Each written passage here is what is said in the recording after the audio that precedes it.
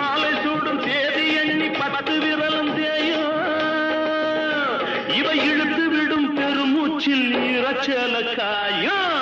ஆளானாலும்